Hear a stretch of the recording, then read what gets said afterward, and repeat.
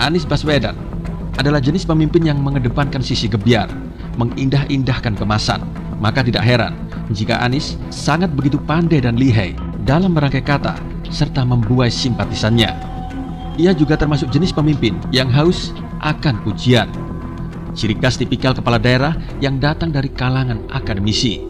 Jokowi tentu sangat hafal bentuk karakter Anies. Selain mantan menterinya, ia juga termasuk mantan tim suksesnya di tahun 2014 silam. Dirangkulnya Prabowo dan Sandi oleh Jokowi membuat simpatisan mereka yang militan itu akhirnya jauh berkurang. Atau lebih tepatnya, Jokowi dengan strateginya telah sukses memecah belah kekuatan mereka. Akhirnya, sebagian simpatisan Prabowo Sandi lari ke Anies Baswedan. Ia pun tumbuh menjadi idola baru sepeninggal Prabowo.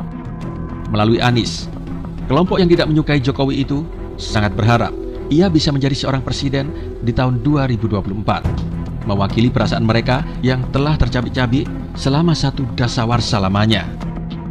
Anies sadar, ia bukanlah seorang kader yang lahir dari partai.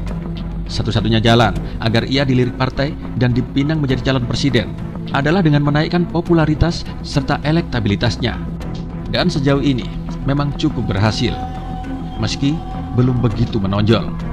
Dari berbagai survei, Anies yang datang dari kalangan independen dapat bersaing secara ketat dengan Prabowo Subianto yang seorang ketua umum partai, dan Ganjar Pranowo yang kader senior dari sebuah partai terbesar di Indonesia. Sejauh ini, peta kekuatan para pendukung dan daerah pemilih terbesar Anies Baswedan dengan mudah dapat dikelompokkan. Rata-rata mereka yang tidak menyukai Jokowi selama ini lebih condong ke Anies Baswedan. Mereka seperti menutup mata atas kinerja yang sebetulnya biasa-biasa saja dan rekam jejak Anies Baswedan saat mencapai tahta.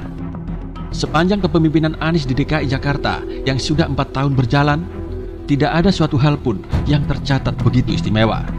Justru kontroversi yang kerap hadir menghiasi media.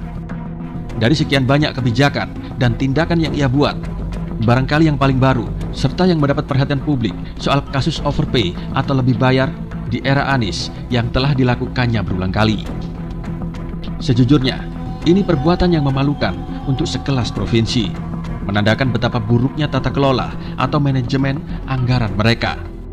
Sederhananya overpay itu, jika ketahuan oleh BPK, maka dikembalikan. Jika tidak ketahuan, bisa disalahgunakan. Jika demikian, dapat dipersepsikan, apakah ini terkait dengan 2024 nanti? Ya, tentu saja tidak ada makan gratis di dunia ini, bukan? Kemudian kedua, yang juga mencuri perhatian publik soal ngototnya Anies selenggarakan Formula E dan memilih mematahkan interpelasi yang digulirkan PSI dan PDIP dengan melobi 7 fraksi lainnya, sehingga forum pun tidak tercapai. Padahal faktanya, sepanjang penyelenggaraan Formula E sejak 2014 silam, banyak ruginya. Perlu diketahui, Anies sudah tekan kontrak dengan penyelenggara Formula E di Jakarta untuk 5 tahun ke depan. Sehingga perhitungannya, kendati ia sudah berakhir masa jabatan di Oktober 2022, setidaknya namanya akan tetap terjaga hingga 2024. Ingat, seperti yang sudah saya singgung di atas, Anies ini tipe orang yang suka tampil gebyar, sehingga ia terus butuh sorotan lampu pesta yang gemerlap. Bagi yang melihat akrobatik Anies selama ini, tentu sangat mudah menebak arahnya kemana. Tak lain dan tak bukan, tentu saja pemilihan presiden 2024. Karena memang itulah mimpi dan ambisi Anies Baswedan yang sudah terpatri sejak ia ikut konvensi lewat Demokrat pada tahun 2013 silam. Nah, disinilah strategi Jokowi kembali dimainkan. Saya yakin di kantong Jokowi sudah ada beberapa sosok yang dianggap cocok menggantikan dan melanjutkan dasar fondasi yang telah ia buat. Dan yang pasti itu bukan seorang Anies Baswedan. Perhatikan, secara perlahan tapi pasti, Jokowi telah membuat garis historis secara nyata. Partai koalisi di pemerintahan ditambah PAN dan partai-partai kecil non-Senayan diundang ke istana, dan belakangan membuat Demokrat tersengat. Meski sulit, tapi jika tren koalisi di atas bisa bertahan hingga 2024 saat akhir jabatan dan berlanjut di Pilpres 2024, maka praktis hanya akan tersisa 2 partai di luar koalisi besar, yaitu Demokrat dan PKS. Dan ini tentu situasi yang sulit bagi kedua partai tersebut, karena terhalang ambang batas jika mengajukan calon presiden dari kelompok mereka. maka dengan sangat terpaksa mereka akan mengekor di partai besar. Dengan demikian, mereka bukan partai leader atau yang diperhitungkan secara politik. Sedang Anies Baswedan selama ini identik dengan partai PKS atau Demokrat, tapi karena bukan partai leader, maka nama Anies dengan sendirinya tidak lagi memiliki bargaining yang kuat. Partai besar akan mengunci calon dari ketum atau kader di dalam partainya sendiri, dan bukan tokoh dari luar. Dari sisi sini, besar kemungkinan jika berjalan sesuai strategi, maka Anies akan game over. Kemudian dari sisi lain, karena Anies sudah tidak lagi menjabat gubernur setelah Oktober 2022 dan TGUPP yang berjumlah bejibun itu pun dibubarkan, maka besar kemungkinan ia akan disibukkan dengan temuan-temuan tata kelola anggaran oleh PJS Gubernur DKI Jakarta.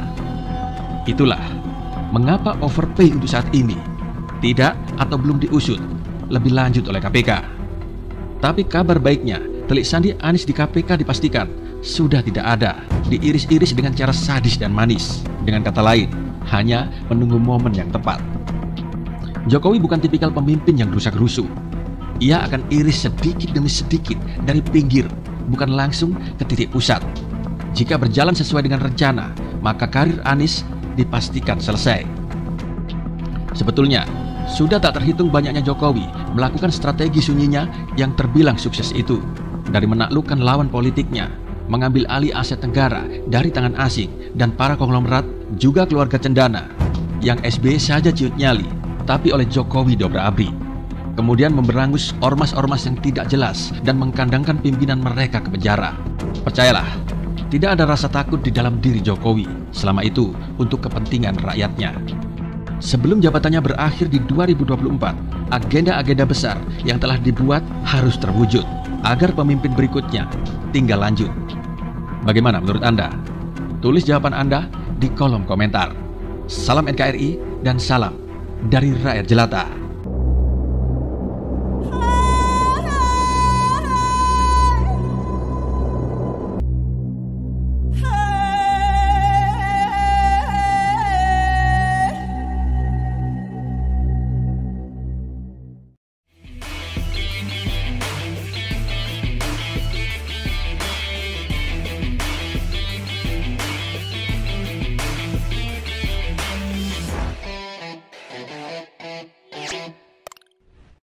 Jangan lupa untuk subscribe dan nyalakan lonceng notifikasinya.